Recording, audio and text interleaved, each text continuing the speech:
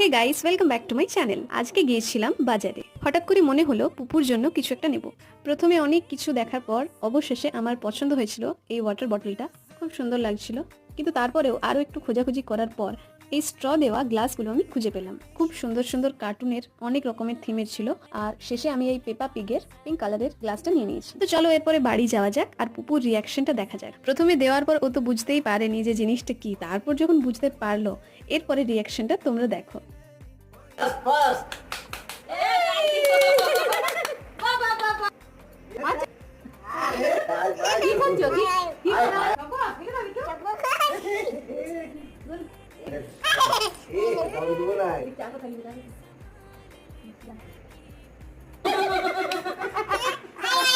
এটা কে দিয়েছে?